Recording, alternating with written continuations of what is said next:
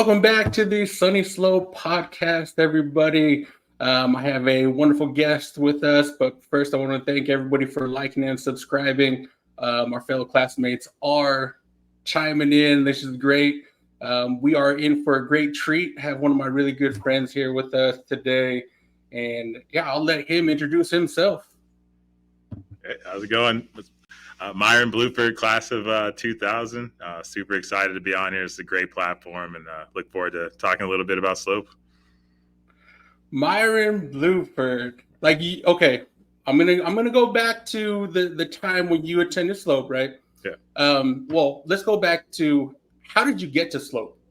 Yeah, it's kind of interesting story because I went to Royal Palm in 8th grade.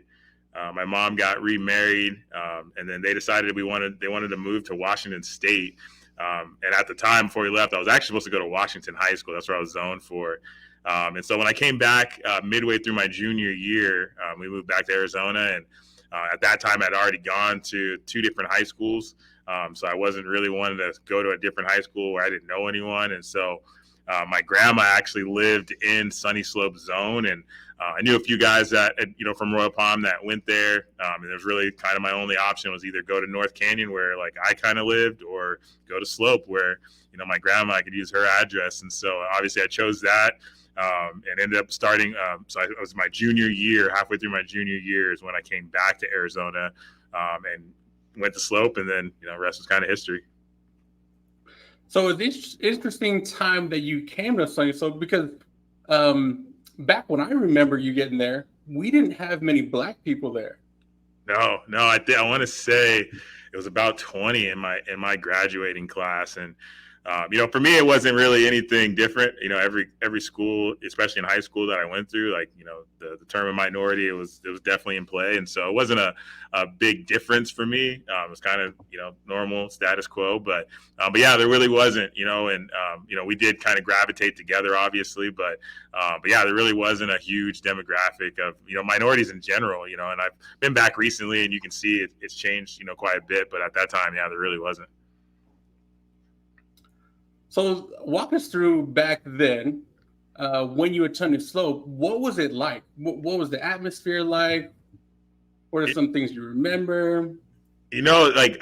Especially coming from out of state and kind of being out of sight, out of mind, for 2.5 years. And I knew some people, Adam Harness kind of sticks out because we had a good relationship, at Royal Palm. And so I really didn't know a lot of people there, and so that aspect of it was kind of frightening a little bit because it was my third high school. I know a few people, but not a lot. And from my recollection, everyone was just super welcoming, and I did a lot of things. I was in choir. I had a few AP honors classes. Obviously played basketball, played football. So I kind of interjected myself in a lot of different groups. And so I was kind of accepted, by a lot of different groups, which is probably why my experience was what it was. But it was great, man. I feel like I would walk down the halls and I had people I knew and friends that, had common interests all over the place. And so it was a great experience, especially again, coming from 2 different high schools and not knowing anyone at those 2 different high schools and trying to cut my teeth and kind of figure out where I fit in. I felt like I fitted in everywhere, at Sunnyslope. So you mentioned a lot of things that you did back then. Looking back at yourself, how would you describe yourself back in those days? Well, I mean, I guess everybody was a little immature then. It's funny. I would think the question would probably be what everybody else thought back about me back in those days. I definitely was, for lack of a better term, confident. I definitely thought that I was it. And I think a part of it, like I said, is that I think I was really diverse in all of my interests, and so I had a lot of friends. I had people that were choir and theater that we bonded, and so.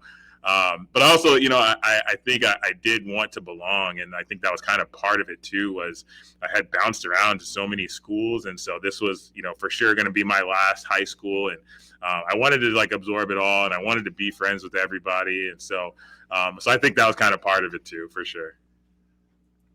So, what made Sunnyslope so unique to you after attending those other schools?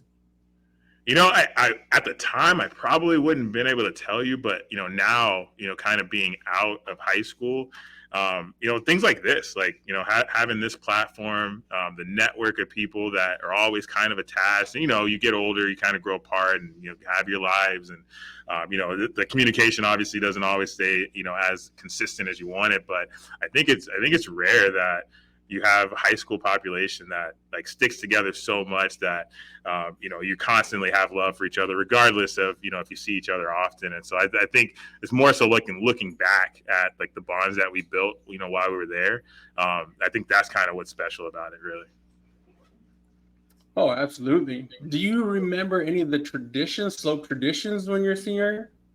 The biggest one, that I always remember, and it's funny, being a football coach now, something that I'm always trying to do, even in my own program, is I remember whether it was win or loss, and we didn't lose very much, my senior year, but win or loss, back on the bus, just screaming, windows went down. It was the Sunnyslope fight song as loud as we possibly could, and even like I said, we lost twice that season. Lost once in the regular season and once obviously in the playoffs, and it was the same deal. Like, it was loud and proud, and we just had so much pride in in our school and in our program. Obviously, going up and painting the S, that was always awesome too. But I think that's the thing that I remember the most is being on that bus and as loud as we possibly can, letting everybody know that we had slow pride. I think that was the thing that kind of stuck with me the most in that regard. So there's a lot of things that I tell about your senior year, because we only had 22 guys on varsity. Yeah, it's crazy. And we were bad, bro. We really were. Like, I look at it now, being a coach and thinking about the dudes that we had, on the varsity team at that time. And, it was before huddle, where you can't send, links out to all these different college coaches, and, high school football wasn't as, popular mainstream as it is now.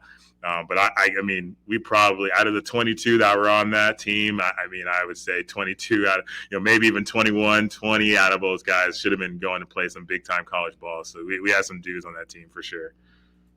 Well, because we had all these guys that were undersized, but it was like we had all skill guys. We had skill guys that we needed somebody to play line, and they had to make sacrifices for the better good, right? Yeah, for sure. Like, I think of, it's crazy now because, like, I think of Travis Tomich, right? Like, he had to have been, maybe 180, maybe 190, but just tough as nails. And he was one of our best offensive. I want to say he was an all-region offensive lineman, that year. And I think, more than anything, that group, especially again being a coach now, and I'm in my 15th year of coaching, and you get to kind of see how bonds build within teams, and some teams, you just can't get them to click together, and some, bond better than others. I look back and think about that team, and we were all inseparable. We all had very different personalities, but we loved each other. We played for each other, and we went everywhere 22 strong, like, for sure.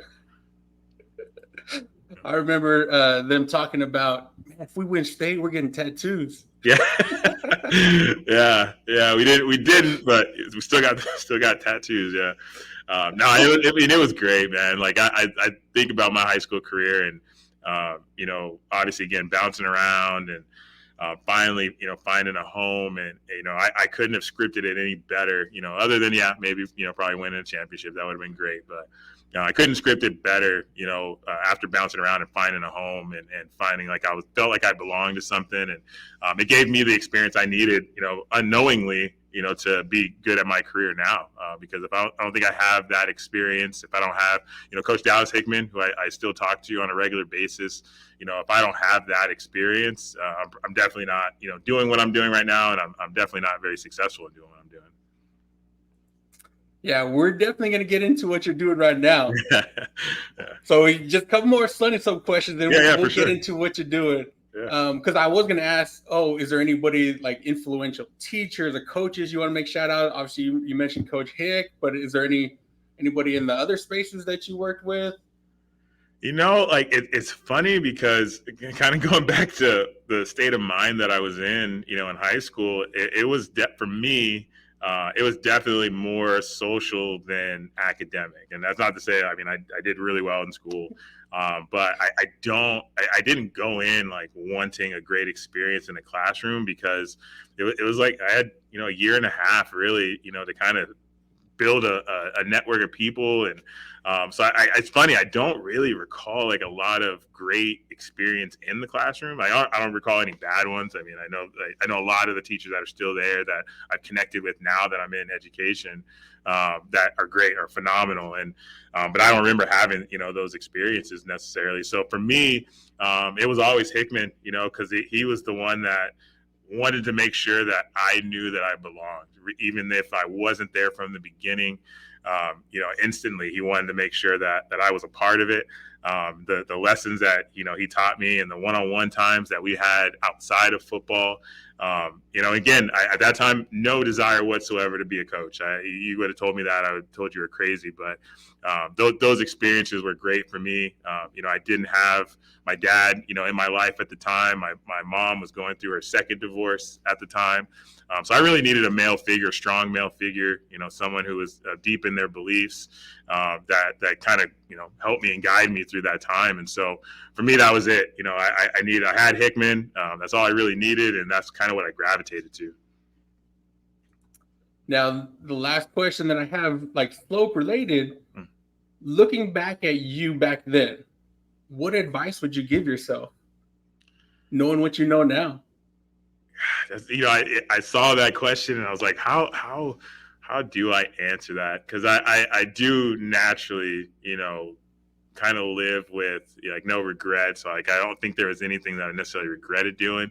I would tell myself, I guess at that time, that it's gonna be okay. Like I think there's a lot of worry because I was a transplant, and in a lot of aspects, not even just with Sunnyslope, but not having a lot of stability at home, and really just trying to figure out who I am and what I want to do with my life. And that definitely spilled into, my post high school and, going into college, going into the military, doing all those things, all was a part of just trying to figure myself out. And I think if I could go back, I would tell myself, relax, enjoy the space that you're in, because you're going to be okay. And I think that would have helped a lot, in my transitions as I went through high school and college. Sorry, one more slope question. Yeah, for sure. All day. To describe slope in one word, what would that be? Family. I think just this, right? Like, I know we'll probably get into it, but, seeing your son, come into my program and instantly like felt attached to your family all over again. I have, like the people that I talk to, sparingly, but, once that conversation gets drummed up or someone reaches out or I reach out, it's like instant that feeling of love and connectivity. I talked to, Robert Pay, who's in Mexico coaching. And so we kind of obviously are in the same arena. And so I talk to him, minimum once or twice a year. And, when we do have those exchanges, it's like family. I'm not talking to a college coach. I'm talking to someone that, I grew up with and kind of cut my teeth. So I would say family would be the word that kind of jumps to mind. That's a great word to explain it, because that's it. Once I saw you again, it was like, oh man, big hugs. Yeah. This is my big brother that took care of me. And that's the way I always look at you guys. Yeah, obviously, no, you guys being seniors.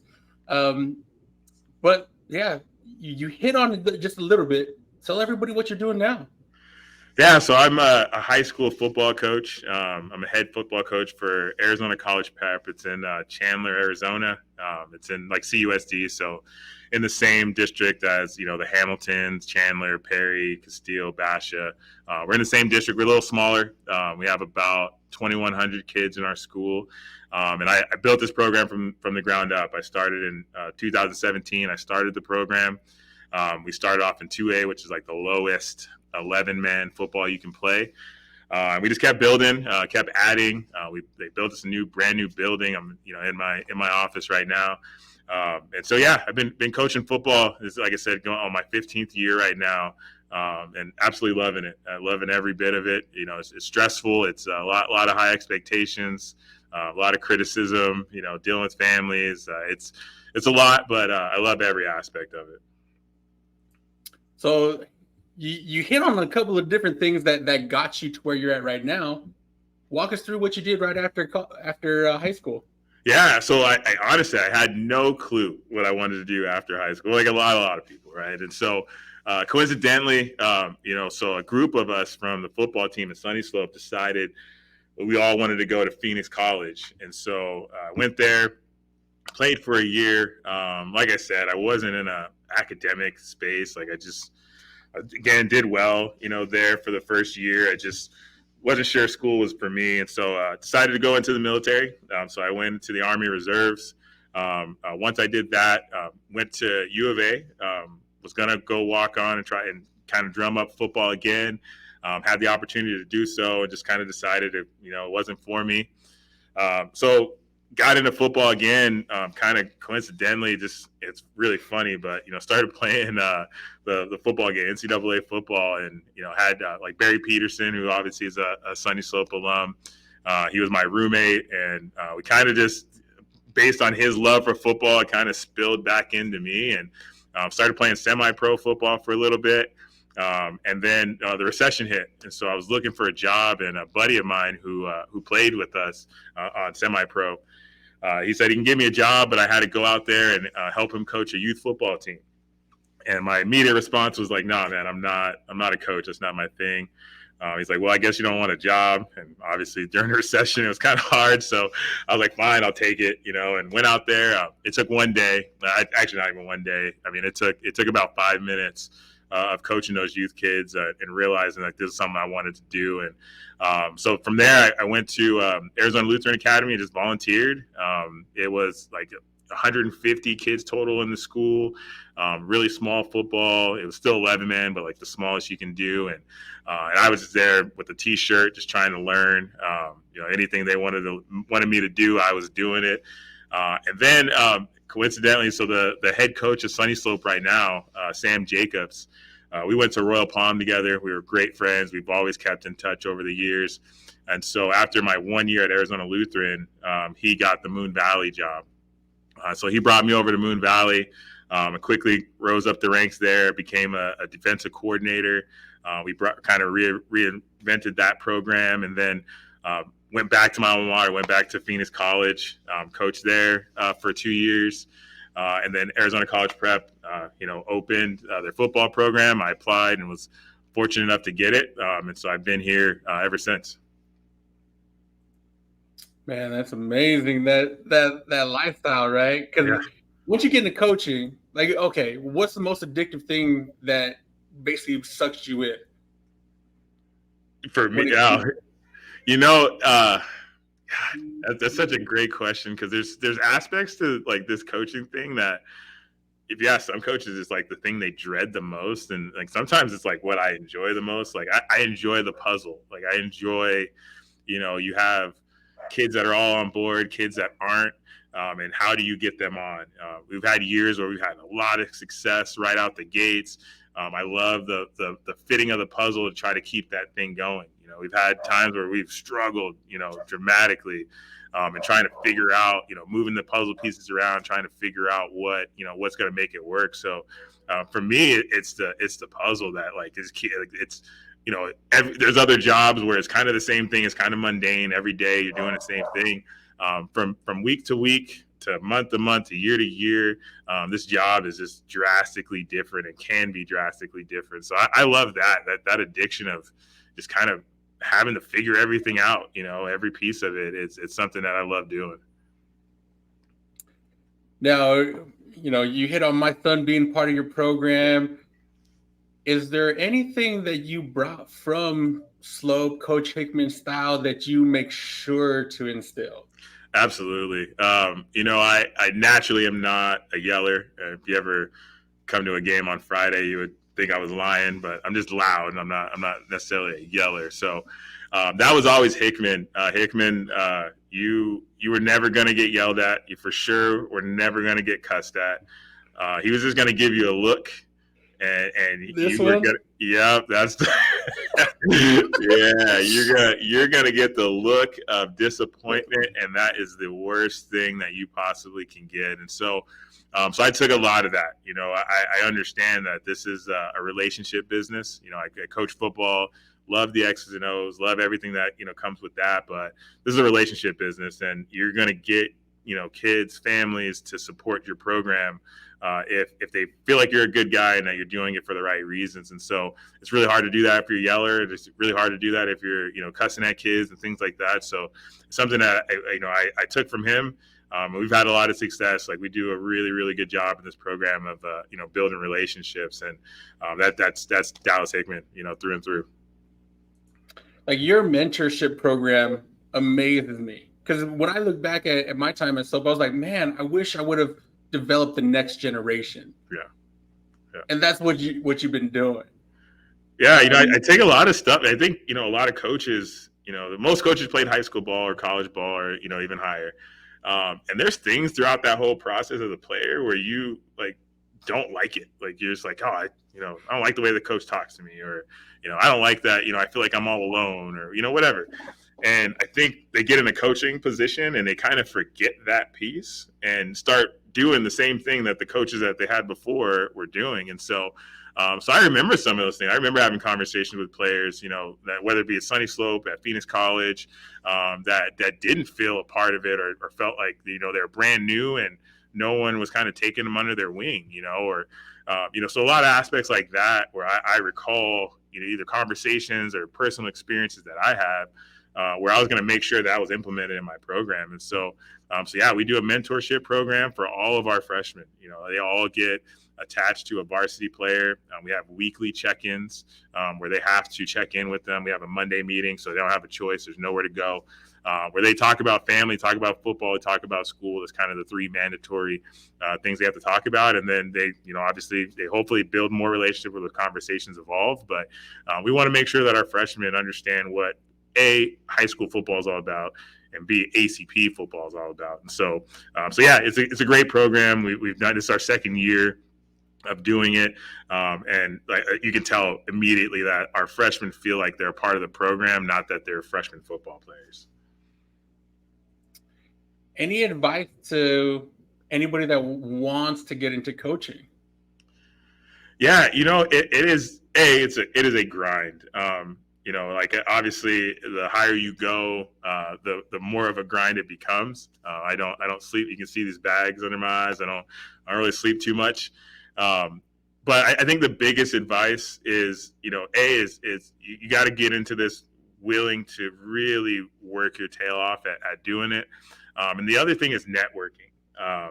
There is very few coaches. There's very few athletic directors in the state of Arizona and other states in the U.S. that don't know someone that you are connected with. And if you, don't network very well, or you burn bridges, it could really, really, hurt your career. And so, I understood very early this was a relationship business. So I made sure that every path that I crossed, whether it be, someone that was coaching at a level below me, if it was somebody, an NFL guy that I've met or a college guy that I've met, I make sure that interaction is pleasant. I try to, exchange contact information because you just never know, when that's going to circle back. I can't even mention in the 15 years that I've been doing this, how many references I've been reached out to for, how many references I've put out there, and guys either getting jobs or not getting jobs based on that. So get into this willing to work your tail off. And I guess that says with,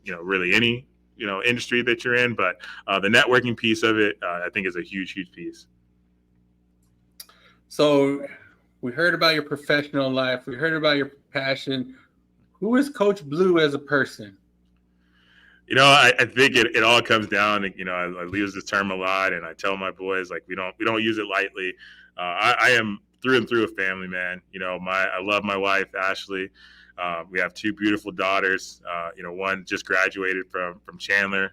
Yes, she did not go to ACP because she didn't want to wear the uniform. We tried. And then I have my youngest daughter who's actually at ACP middle school now in 7th grade. And so she'll be here in a couple of years. Actually, with your other son, she'll be here. So So yeah, that's why I do this. I wake up at 5:30.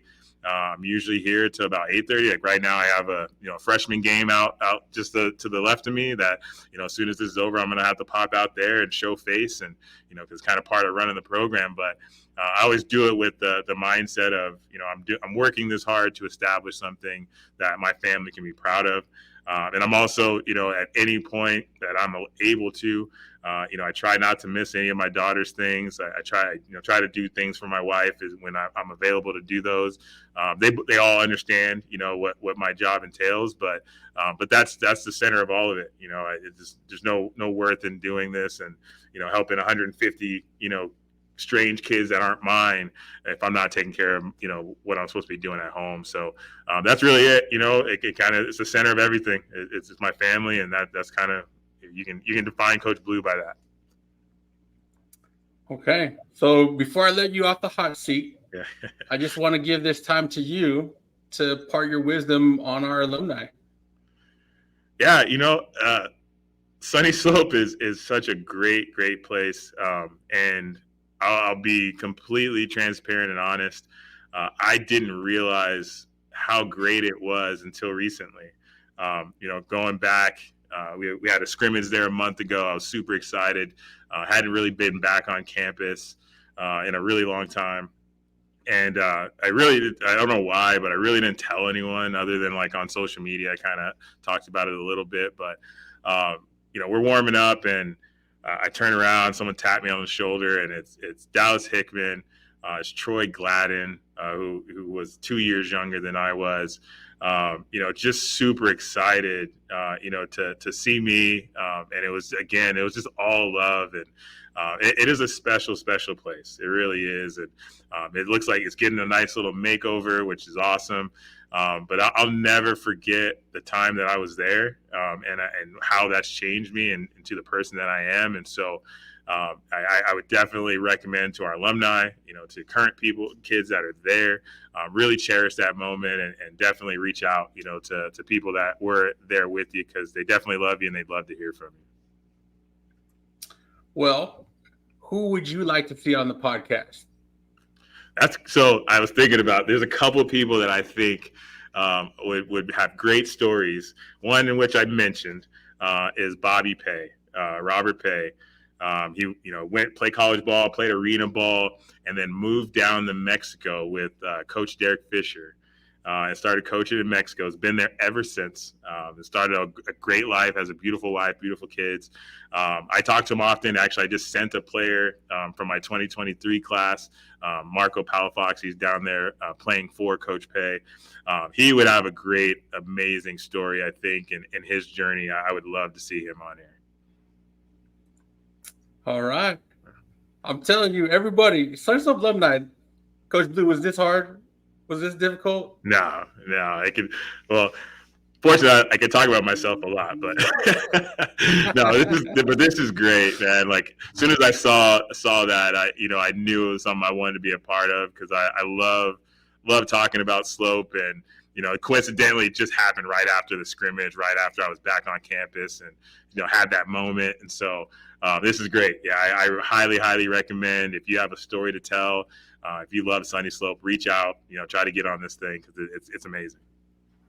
And the thing is, like, once again, all those Sunnyslope alumni, we're cheering for each other. Yeah, for sure.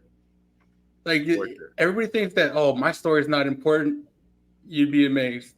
Yeah, for sure. Absolutely. And I mean, Barry Peterson, another guy, like him being in the police force and, doing the canine thing. Like, I kind of follow him, I think he'd have a great, there's so many people. Like, obviously I have my class and the guys that I remember, but there's so many great stories. We've been in existence for so long and done so many great things post high school. I recommend everyone getting on here and telling their story. You heard it, everybody. Do us a favor too. Make sure you like and subscribe so we can get more videos out here. And if you're a Sunnyslope alumni, please fill out that questionnaire. Reach out to us. We'll get you on. Like Coach Blue said, it's not that bad. It's not that bad. All right. Sunnyslope wins every day. Coach Blue, hang tight. I'm going to put the outro on, and then, yeah. Awesome. Yeah.